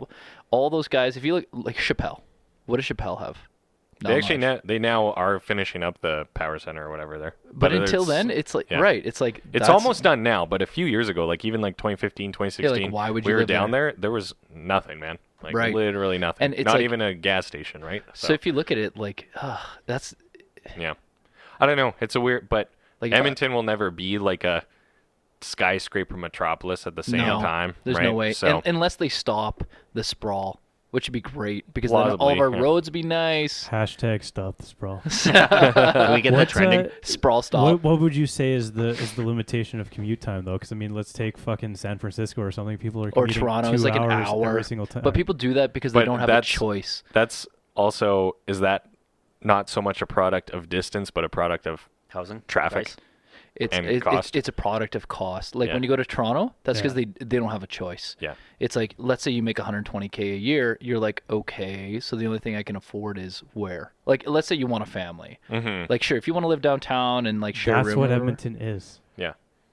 Is the city where people come to have the family and the yard. yeah, Yeah, absolutely. and commute time under agree. an hour, cool.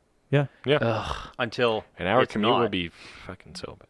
Because I mean, well, you could be in Windermere and be looking at like 45 minutes if you work downtown. because I lived for in sure. Beaumont and it was 55 minutes to downtown every day. Yeah. and I drove fast, but But going back to that, so there's a report released earlier or later last year that stated for you to have to go, I think it was from walking to work to having, I want to say, a 45-minute or an hour commute, Mm-hmm. the same level of happiness, and we can get into discussion on what you define as happiness. Sure. But the report said the same level of happiness said you had to make 40% more if you walked to work or if you you drove. had to drive Oh, versus it's walk. All to day. to make the commute worth One, it. Yeah. to pay for the damn car that you don't Well, yes. need, and two, because But this goes back to an interesting one of the articles we were talking about on autonomous vehicles, right? Wow, and thinking about that 40%. and saying, well, what does Edmonton do if we've built all this infrastructure? Say for instance, we get a second ring road, which is great, but then 10 years down the road, you 20 years We down need the a road, third one. yeah, we No, just have like- driverless cars. No, and yeah, we don't need it. exactly. there's no Or that. friggin' cars. Or why are we making the LRT investment? Okay, the LRT. That I don't even want to start this one. That's a. I'm for the LRT. Fuck you. Get out of this fucking place. And the, like, dude, I'm for a properly built well, LRT. you didn't let me get well there then. planned LRT. But the reason being is light rail transit Under- is still the most efficient way of moving people. for sure, We just don't do it and build it in a way that is Yeah. We just screw everything up But here's along the the thing: way. is this, okay, so by the time that the fucking West Line is done, or whatever the Valley Line, whatever the fuck they want to call it, that they're doesn't already- go along the valley. they're all gonna be fucking sprawled out another kilometer. Like, Okay, you know what's funny? Okay, yeah, but that's have planning. That's not Have you seen? an LRT issue. My girlfriend and I were driving through the city, and she's like, "Is this an LRT station?" I'm like, "Yes." And she's like, "Who lives by the Mootard?" I'm like, "Not many people." And then we keep driving, and she's like, "Is that another station?" It's like elevated station, elevated track, and it's right by Bavaria BMW, and it's like over industrial. She's like, "Who would get on there?" But then they bring the LRT downtown, and they're like, "You know what? Street level." like, But that's a planning issue. That's not a light rail 100%. transit. like No, No, the I'm- technology in itself is not bad. I'm not or saying it wrong, is. I right? lived in It's Montreal. execution. where Trains the, are The great. transit's amazing. Yeah, Right? But everything's underground. They went underground from day one because of constraints And of, do you know size. why they could go underground? Why? Because they had the money. Do you know why they had the money? Mob. No, wait. Besides that's the opposite. Besides Actually, that. that actually made the city. That's why the city has no money. Tax Is because- dollars Yeah. per square kilometer. Which is What density. we don't have. Yeah. So sorry, I should clarify that. I'm not 100%. Damn, I'm bitter. I'm not. I don't really like the LRT concept, but my problem with it goes to the planning and the execution of it, not the actual concept itself. No, I agree Yeah. with that too. Trains Yeah. are trains I are should awesome. clarify. Actually, I that rode is the train weird. every fucking day in Montreal. So there you go. Man, It is weird. electric scooters though. Oh yeah. Yeah. Solving our problems. Hey, I Throw them bike. in the river. I bike to work and move downtown and then bike to work. That's like happiness plus 1,000. Yeah, but you're also somewhat crazy because you bike to work in the winter. Yes. Where do you live, Phil? But Yet, I moved to Bonnie Doon. Oh, right. Okay. Yeah. Yeah. Well, So I you're take- there. area. so I- Bonnie Doon area. area, not the actual It's mall. not Bonnie Doon. It's south of Bonnie Doon. Oh, yeah, is it? it's Okay. that zone. It's Yeah, like plus gotcha. or minus 700 meters. When I went there from the gym, I thought it was going to be a quick 10-minute drive, and no, that was like 25 minutes. That's funny because I bike it in 17 because I'm a beast. No, because you don't have to stop for.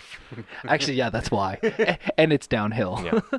Anyway, back to Edmonton real estate. Well, but then there's Or kind of the Alberta. problem of Edmonton not being a build it and they will come, because I had one article here where honestly half these I just fucking threw up, but there's a bunch of argument over issuing permits for towers in the Oliver area. Yep.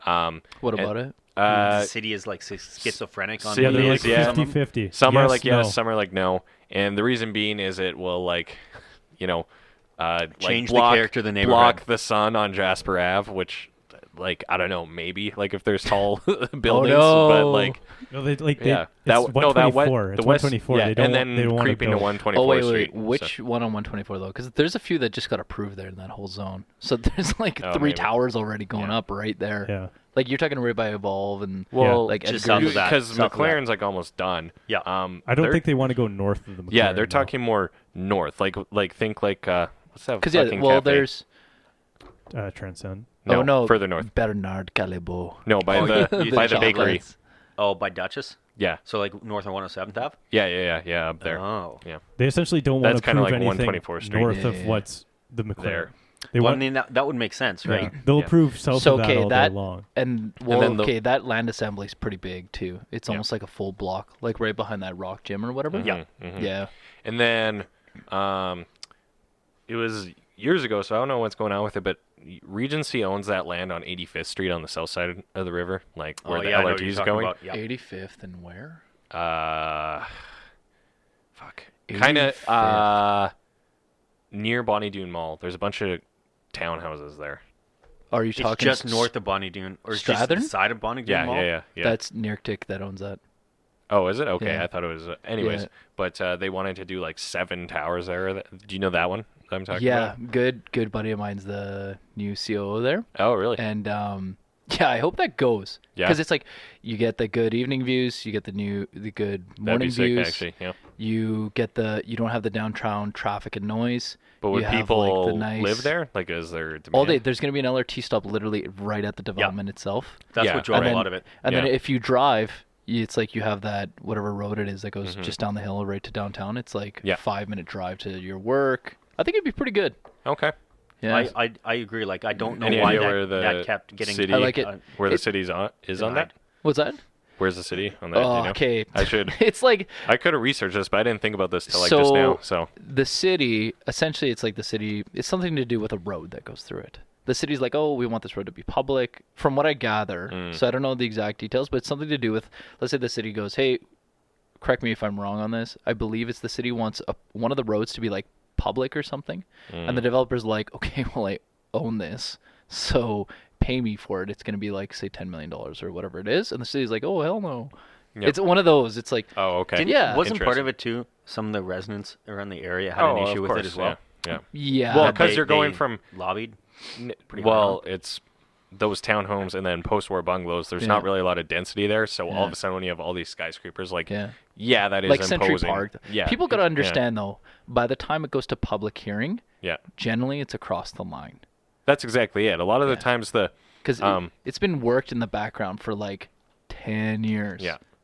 It's not like step one, present to the public. Yeah. It's like Oh, yeah. yeah. It's Well, it's, it was- it's like it was- pretty much across the line. By it was that point. actually in like my parents live in Rio Terrace, right? So Yeah. you guys know. So because there was a lot of people fighting infill in there, and then Yep. there was like an infill consultation at the community league, and people thought it was going to be kind of a town hall meeting to openly discuss it. No, but it no, was it's just just- the counselor coming in being like, okay, here's what we're doing. right. This is what I mean. They're like, yeah. we've already made a decision. Yeah. Thanks for coming. Yeah, so we're legally obliged to tell you about this. Yeah. Here's our PowerPoint. Have a good night, right? So Please screw no, but it's just interesting. It's interesting you bring it up Yeah. because that's sort of the same thing that happened back when the city did their consultation on the LRT project going through Stony Plain on 107 or 109th Street, right? So they did this, big town hall, and someone gets up and says, "Well, you're just gonna make congestion and travel times worse by putting this above ground. What are your thoughts on that? And the project manager went, well, we're not going to make it better, so we're just going to make it worse. And you're like, what? who thought this was a good idea? Like that guy. But that's the thing, right? At that point, it's not we would like your feedback. It is, this is what we're doing. Mm-hmm. You don't have a choice. Yeah. I gotta leave in You're on a time constraint. 7 minutes. All right. 8:30. Hard out. Hard out at 8:30. All right. Sounds good. Yeah, I got a couple things lined up for the rest of the night here. Cool. The Couple. Oh wait, never mind. You have a girlfriend. Yes. This is if we only got 7 minutes left. And I'd she's love great. to hear your opinions on. I love that BMW article. Mm-hmm. I thought that was fascinating on a way both to collect market research and to What was it? identify. So Well, if you'd read it, what it is? So Like we said what is earlier, this fucking? I hang on, scheduled I got an ad. We gotta wait. 90 days in so advance. pretty much what BMW did is they partnered with a bunch of very Here we upscale go. new home sales. For staging companies and high-end properties in Toronto. Nice. So putting BMWs like in the I can't turn this computer around, but there's a BMW just Driveway. in like the driveway. Okay, cool. Yeah. And then they'll have them there for staging and stuff. And then listing prices 2.5 to 3.5 million. And then 2 factors drove it. Yada yada yada. So they're putting. So a lot of consumers actually shop for a new vehicle. I was shocked on that. Which was very I surprising. was surprised. So wait. Yeah. When Hold they on. like When after they buy a new people a large percent oh here we go. 33% of luxury automotive purchases are initiated at the same time those consumers move into a new home. Holy shit. Get some. Like that's huge. So you're just like So, So 1 in 3. Yeah. So I wonder if it's like they go to the bank. They're like, "Hey, what can we get for a loan?" And we're looking Yeah. at houses at $800K. And they're like, "You can get $1 million." And they're like, "Hey, we can Well, each we get a cover new the Beamer." spread. no, Yeah. I don't think it's that. Ayo. The article someone talks about it. Or They is it said- like psychologically? You're like, "Well, we just spent $800K. Well, What's, I think what's it's- another 100?" I think it's probably a little bit. I mean, there's probably a good answer in here. So the article someone talks about Yeah. that. I don't If think you it's would read. psychological either. Yeah. The article says that typically the buyer they found that was buying all of these homes, the reason they were buying was either because of a promotion or a new family member or something like that, right? Divorce. So so when you Cashing think of out that, on the sugar mama. Yeah. if Oh. you've got I mean, like, she kicked you Yeah. out, man. You gotta get a new house. I mean, so like if you think of your average, we'll say No. two Women or are three- rich too, three- bro. 3-person house or 3-person family, right? And you have another kid and you go, okay, we got to move out of our condo. Yeah. We've got to go and get a Oh, house, yeah, yeah. right? yeah. You sit there and you're like, okay, now I need The van. 2 car seats, right? Yeah. And you go, okay, now instead of my, 2-door M3 BMW, I need an X7, Yeah. right? Yeah. And I think that plays a lot to it. Or the promotion one going, well, I got a promotion, getting a bigger house. I don't want, the A4 Audi. I want, an S5, right? Yeah. No, 100%. I think Just it's leverage. I think it's amazing marketing. It I think it's it's well really done. good. It all That's ties cool. together. I do think there Yeah. would be a little bit of in for a penny, in for a pound kind of scenario, like you were saying for this, perhaps. But I don't know. It kind of just goes together. But I'd be did you- curious to see if there's any. I mean, this is obviously a niche market, but is there anything for like a nicely polished new Toyota Camry to be in the drive of a 400K home? Like, I don't know. That's where my mind. I went with wonder this. if this would help with rentals too, like in our market, or is condo sales here too? Like, I wonder. Well, you could have Yeah, got a like, what can fucking we do? 2007 Bentley when you bought the penthouse of the Ultima, Yeah. bro. Yeah. Oh, Dude, what year you, was that? 2007. Something like that. It's What? pretty Come fucking on. No, hilarious. a few years ago, it was Carlisle Group when they, Yeah. selling their really nice condos Yeah. in the south side. They were like giving away cars when you bought one or something like Yeah. that. Oh, It was ridiculous. Everton did that too. Oh, but okay, those did are they? beautiful towns. Oh, really? my Okay. gosh. But Yeah. that goes back. The other thing that blew my mind on this was they said BMW identified through this like 37,000 prospects. Like would potentially buy BMW. Like when you think of that, that's amazing. And you have the perfect demo. You're like, you're in a buying mood. We know how much you make. Yeah. Because you viewed this house. People that thought about buying. No, BMWs, that's what I mean. right? You tour your them. Prospects. You tour them through the house, and you're like, well, I know you can afford $800,000 house. I can probably guess how much money you make. 2.5. The best part Or about whatever. the Yeah, best part about the 2.5 whole million. thing was that they don't know what marketing channels to hit these people with. Yeah. Besides that. Hey, it's good though. I like it. I like it. Like that's brilliant customer identification. It is. That's really good. Yeah. That I thought. Because I these thought people that was aren't amazing. watching television, bruh.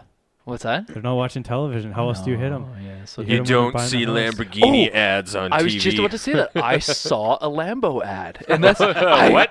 I could not Thomas, believe you're like, it. You don't see them on Okay, TV. actually, Phil's like, no. because when Did when- you break into a rich guy's house or something? Like, he just has posters. No, it's when we were in New York like last week or a week and a half ago. Yeah. You on the I rich think person channel? or- Because no, it was like I it thought was they locked that. it was a stationary ad. I was blown away. I think because I gotta leave in 1 minute. Yeah. Don't worry, we got you. One, didn't see a single exotic while we were in New York for the last 2 weeks.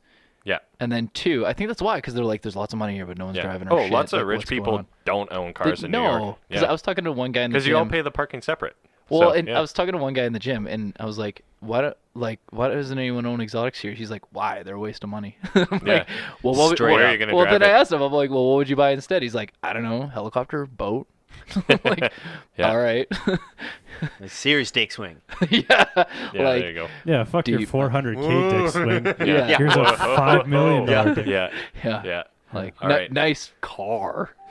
Does it get over the Hudson? Nice wheels. Have you seen my jet? Yeah. Which one? 40,000 horsepower, baby. Yeah. Does it even fly? All right. We'll. Anyway. It's good. Should we wrap things up after Phil leaves, or what? Yeah, well, let him leave on the Yeah. show. Shake my hand. Yeah. Goodbye. Give me my headphones Oh back. yeah. How do we?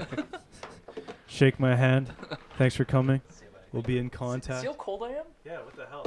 It's because Yeah. you have Oh. no body fat. Jesus. See you, bud. Abs. Thank you. No body fat. Some Cold. Donnie's on the way home or something there, Phil. Donnie's on the way home. It always sounds loud for you guys, but it's not loud for me. Oh, I know. No, it's funny when you take off the headphones. Peace, brah. Make sure you close that door behind you, please.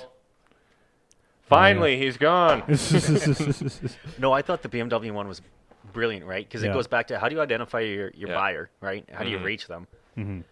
The the other thing that was huge was 37,000 prospects doing something like this where you do. You got to partner with them, so there's some capital outlay and there's some work on your part, but Mhm. really, But I mean, really, what do you have to do? Go drive the I-8 to open house and Shitty let it sit job. there, right? Like, Shitty job.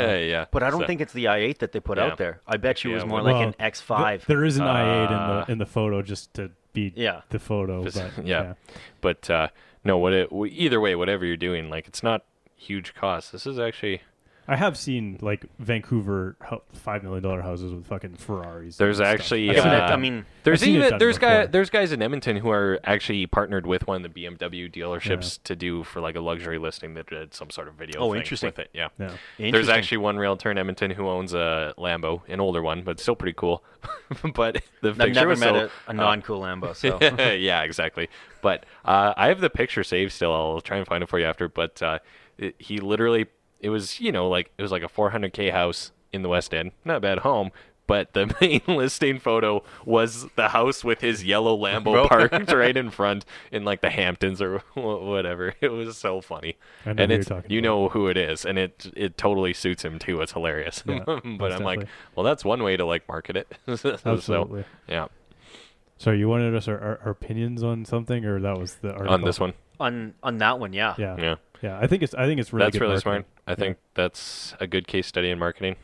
I literally typed in real estate, clicked the news tab, and this was just at the top. It kind of caught my eye. I'm like, oh, that's kind of smart. So I'm assuming Google filters by location somewhat. It'd be interesting Yeah. if you changed your filter to like Vancouver, Montreal, or Toronto to Mm-hmm. see what different articles come up, specifically because they did, the market there, A, is much bigger and B, much wider in a lot of that. Mhm. probably, I assume so. I don't know. Yeah, I mean, I guess on your end of things, though, what are you seeing, thinking, predicting for 2020? We're going to see recovery. A lot of the banks have gotten really competitive. So we. Oh, really? Okay. Yeah. We in a lot of the marketplaces. So typically that suggests that everybody thinks there's going to be a recovery. Nobody thinks that recovery is going to be quick. Mm-hmm. But people do see some type of improvement and growth. Yeah, Henry's like trying to call you or something on here. Anyways, go on. I would say one of the big things is that none of this, like the days of $150 a barrel or $100 barrel oil. I think that is gone. Probably behind us until WW3 until and Donald Trump starts World War III. And the worldly supplies runs out. But that's probably our kids' problem, so I don't really care. Now, with that being said, what was really interesting is that a lot of the technology improvements that have driven a lot of the oil sands innovations, a lot of the big producers are now getting to the point where they're competitive price-wise in pumping a barrel of oil with a lot of the cheap producers in the Middle East. Really? And in the United States. Yeah, they're starting to get to that $15 a barrel, $12 a barrel production cost. Due to technology improvements? Technology. Really? And some Wow. other stuff. I didn't know that at all. That's actually, that's pretty big. It is really big because it essentially means that while there is still a price gap between Western Canadian Select and WTI and Brent, the ability for the producers to essentially maintain the same cost level, a lot of the other low-cost producers is still there. Obviously, you have outliers that produce it for like $2, $3, $4, or $5 a barrel, but that's a most. But yeah, so that is really encouraging in itself too, because a lot of these oil companies are now, while they're being forced essentially to grow and operate within their cash flow. And what I mean by that is because a lot of the banks have retreated from debt offerings and share and equity offerings, they're forced to essentially fund a lot of this through their own free cash flow. Yeah. That being said, they are being somewhat successful with it. So I would say what you're going to see going forward, 2020, 2021, is regardless of whether price really spikes, a lot of the companies that have survived this far are likely going to be here. If you are still here, you probably have figured out what you need to do in order to survive, or you've got a really good relationship with either your lender or some of your big investors who have decided to stick it out with you and inject some cash to ensure survivability. So there are some positives. There's a lot of tech that is starting to come into it. We had a speaker come to one of my classes talking about the tech that they have actually just bought into and watching that tech blow up. So there's a lot of excitement in the oil and gas industry on Google's getting in. Well, on how tech can actually help them. Oh, yeah. Wow. So I think that's a huge positive. I think, regardless of what do you think about oil, oil is going to be here for a long time. It is in literally everything we use, and there's nothing at the moment we can do about that. But that being said, I think the industry has finally understood that, or outside, we'll say the big 4 or 5 players, that they need to be involved in the conversation of climate change and climate warming, and that they understand that there are certain downsides to their business, and they're working very hard to reduce a lot of that to make more money, which is what everybody wants, right? Shareholder return. But B, as a side effect, it does help a lot of social and environmental factors, and that's sort of what I've seen both in work and just doing a lot of stuff in school on the oil industry, because that's what it is, right? Yeah. I think that I don't know. We have a buddy that worked in investment banking, oil and gas, and he's pretty frustrated with the state of things right now. So. Yeah, a lot of HSBC was a big one, and then I think there's one other that said they're just not going to lend to oil and gas. Goldman Sachs has stated they will not pursue any new underwriting or public or product or service to, I believe, is coal going forward. Now, that being said, statement's a statement. Are you guys still lending or not? Yeah. right? So that's I think. Is that like a PR move? Well, I mean, you could look at it as a PR move. You could look at greenwashing. You could look at it a lot of different ways, right? Yeah. Mm-hmm. If you're ABC Bank in Germany and you say we will not lend to, oil and gas, and you have ABC Canada that's still lending to oil and gas, you can technically say, well, ABC Germany is not lending to oil and gas. Yeah. Like, well, but this one is, and you own it, right? So I'd be curious to see what mixes of the portfolios in some of it are. I mean, regardless of it, if you've got a committed term, which is a legal contract with a borrower, right, in the oil and gas, Yep. not like you can go up to them and go, bro, we're not lending oil and gas. You got to pay up. Yeah. Like that's For sure. that's ridiculous, right? So some moderate recovery, relatively flat market, probably, you're thinking, real estate wise? Yeah, real estate. I think Edmonton is somewhat in a dangerous proposition. I think Calgary, as Phill was saying, I think Calgary lives and dies by oil. So there's not a really. So what do you mean that. by Edmonton's dangerous? So I think Edmonton is dangerous because there's so much inventory. There's so much new inventory coming along. Yeah. Projects are finishing. And then the city's idiotic desire to make Blatchford. Like I think we were talking about at one time, Blatchford, I think they said released something like if they did all of it, it would supply all the condo needs for the city over 70 years, right? Right. And you've got other developers going in, new buildings. So is coming along. Blatchford still even happening, or? From what I understand, yes. Because it seems to come and go. I mean, I know they've pulled back and changed some aspects of the project. For the people that don't know, Blatchford is the development. The old at the city airport. Center airport. by Nate. So I inherently not a bad idea to build there, but we had a presentation by one of the guys who runs the overall project, and he said the idea is going to be end of 2020 you move in, or end of 2021, something like that. right, because I don't think they've broken much ground, have they, if at all? I think they've broken ground. Actually, I no, don't know. They have, but I don't know how much. See, I don't get it. In what way? So much inventory. Yeah. Already? There's too much inventory. Nobody's buying it already. Oh, the inventory, but I don't know. They do well. If anything, they know something I don't. I think they would do okay because of their location, right? The upside is the location. The other upside is that I don't know what the pricing on as a developer you'd have to buy it, but from a return standpoint, because they won't let single family homes be in there, but they will let townhomes, right? Yeah. What's it from? Like the 220s? I don't know. I think it's higher. Like the only stuff I've seen, but I haven't looked at this in a while, was like luxury townhomes, like $500K, like big, but. But from a developer perspective, that is way less risky than you going in and buying a tower and renovating it. So I think sure, but it's also idiotic. I think. I don't know. We'll see. Time will tell. But time will tell. yeah, these don't look like cheap townhomes at all. no, they're not. Yeah. Jesus. I mean, most townhomes, like I had Also, a your friend, fucking mouse pad is driving me nuts, but like I had a friend that bought a townhouse in a, I mean, not a great neighborhood, but not a terrible neighborhood, right? And he paid almost $400,000, Yeah. right? So I mean, you got to think, if these townhouses, row housing is going up in,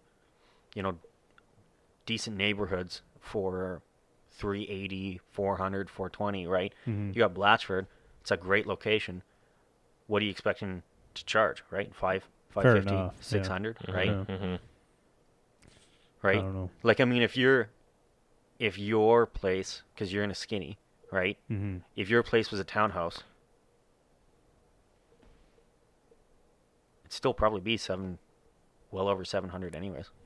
Yeah, I don't know.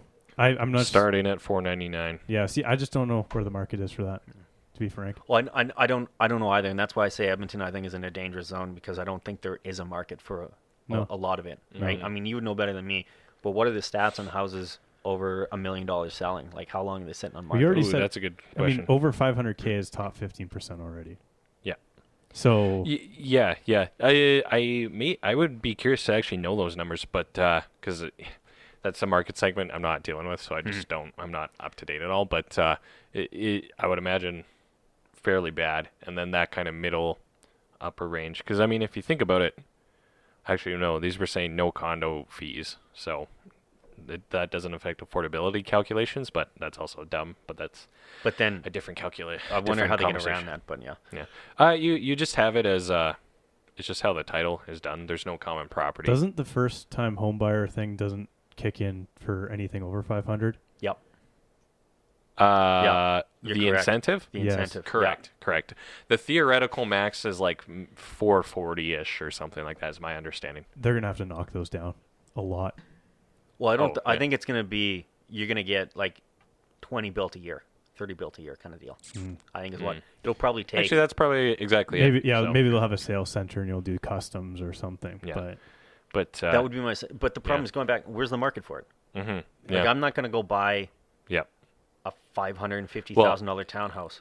There wouldn't be a mass migration either, right? Okay, So this it would have goes- to be a slow burn. this goes to skinnies too. Yeah. Is like the whole thing about skinnies well, is like got overbuilt, right? I'm going to go buy a $750,000 skinny that's built to the quality of a $400,000 home and No. call it a day. I can't even afford a $700,000 skinny, Yeah. much Yeah. less. Yeah.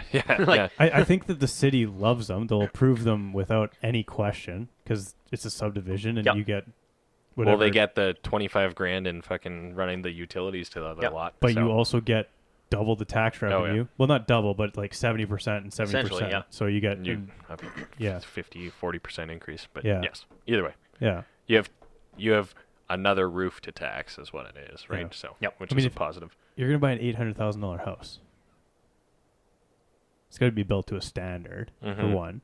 And then also, I mean, okay, maybe it's a lifestyle thing of like not having a yard or something, but at the end of the day, I don't know. To a degree, yes. I don't know. I think it'll be a micro. It was a lofty project, but it'll end up being a kind of a micro.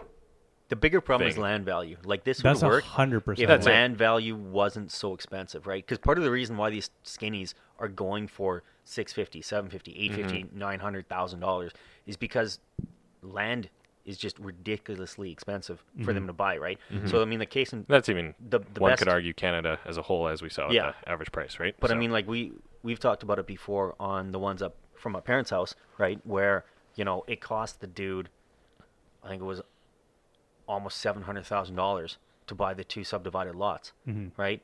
So I mean, if it's 700, so 350,000 to buy a single lot, plus 300,000, 350,000 to build, you don't really got a lot of option. Like you're gonna have to sell that for 850, 900,000 minimum, right? Yeah. And at that point, what is that solving? Yeah. That house to sell on its own. yeah, it's was not only really gonna be like solving 600. density problems, No. right? So No, it's very it's a interesting. weird to me. conundrum, I think. Yeah. Yeah. What are your thoughts? You want then? to talk about a bubble? It's skinnies. yeah. Well, what would be your thoughts on then if you said any new build has to be a skinny? Sorry, what? So, like, anything you It has to be a subdivision. Like you can't build more in. Oh, like, Yeah, like I, if- I have to Chappelle. increase a density. yeah, like I'm if doing you new buy a build. house and you want to knock it down, Yeah. you are building two skinnies. It has to be a two. Has to be a skinnies. skinny. Maybe, I don't know. I mean, that wouldn't solve the supply issue, right? No. No, and I mean to be honest with you, everything's overbuilt as it is. Yeah. Mhm. So you're only literally increasing supply 2x. In a different way. Yeah. You know, instead of one, you get two. So you're. Well, I mean, increasing more supply. so, are you thinking like, is that going to have to push builders into infill? They can't build in new subdivisions. Oh, is what that what you're saying? Well, Yeah. both. Yeah. Oh, Like if you That would want to be build a very new, extreme way to do it. That would be intriguing to see what happens. But I mean, I don't think they would never go for it, right? Yeah. So- I know, no, No. the city would never go for No, it. I see. I see. You're doing a thought experiment. Yeah, for yeah, sure. absolutely. But, yeah, I don't know. I think that, like we were saying though, Edmonton's that city where you do go to have a fucking yard. You know, Yeah. like you have a yard for your kid and your dog to run around in. Yeah. I Did mean, did you say that once? Yeah. Or Yeah, I did. Was that an original thought? Yeah, Because it I was. remember you saying that, and I Yeah. thought it was very insightful, right? Yeah, So it was. I think that is true about Edmonton to a large extent. So well, if you look at how the city has expanded, right? I mean, the big criticism Edmonton has is that it's just disjointed in a lot of ways, right? So if you think of Calgary, how Calgary expanded, right? They had a city and they built out, right? Edmonton had Edmonton, and then there was Strathcona, and then there was Beverly. Yeah. And there was all these West other Jasper different, Place, and right? Oh, yeah. so on and so forth. So Yeah. if you think of it from a planning perspective, part of the argument you could make would be the reason the city has never had a good planning, vision is because they never had to. Because anytime they wanted to expand, they just said, "Oh, this is ours," right? Yeah. Mhm. I mean, it wouldn't be that inconceivable for the city to go to Sherwood Park at some point and say, "Guess what?" Yeah, I know. You're in. We're already on Beaumont's door. Right? Like, Yeah. like, I mean, 100%. St. Albert's another, Yeah. right? So, Give it 10 years and you'll be out to Fort Sask. Like, that's how it is. right? And then the city wonders why they can't afford anything. But then they wonder why we can't service it. Yeah. And it's just because we keep moving. Well, if you out. think going back to the commute one, so I had a friend that lived south of 41st Ave Southwest. Mhm. So They must have been is on that an acreage. Right? no, What? single family home. Old? Nope, brand new. Where? What? I area? want to say it was Chappelle.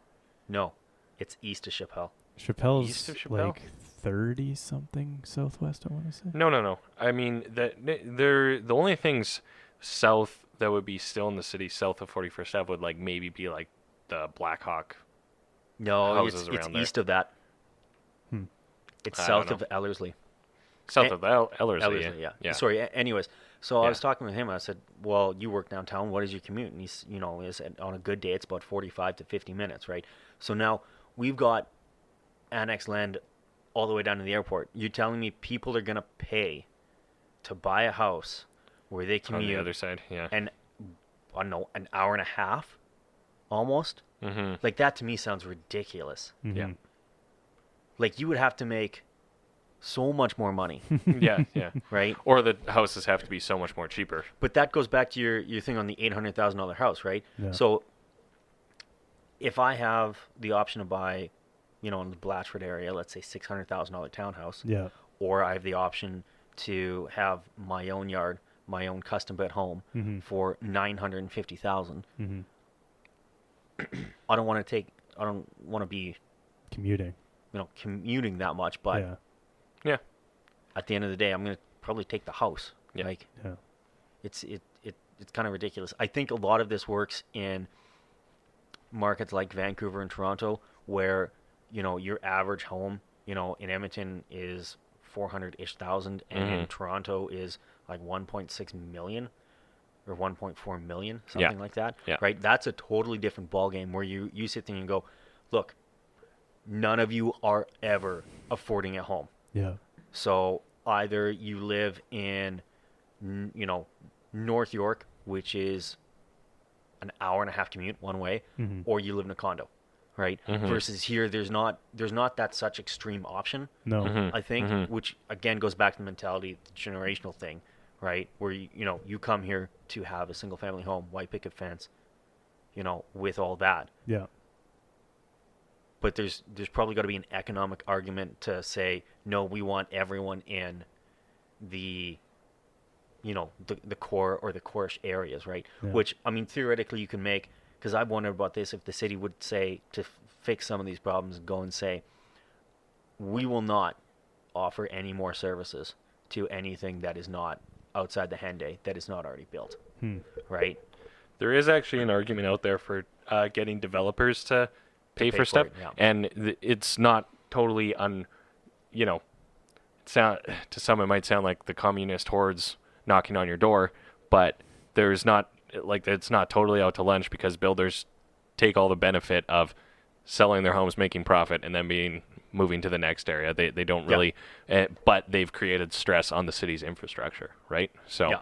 I don't know. I wouldn't totally disagree with that by any means. right? There is So- an argument to be made there too, right? I mean, if you look at, and I think the city's done a reasonable job with forcing the developers to really increase the density, right? Like Ellerslie is way more dense than most areas in the city. Windermere is way more dense, right? Summerside is way more dense. But then people don't like that too. They Like, don't. Well, I don't know. The small yards thing, I get it, but I don't know. It's such a weird mix, and I hate There to. is a huge and mix, the yeah. biggest part about real estate too is there's not a blanket solution, right? No. Like your preference and desires and needs and wants and goals comes into it as well, right? Yeah. So, well, even just the condo thing, like that's what Edmonton's for. Is like you're not going to raise a family in a condo, likely.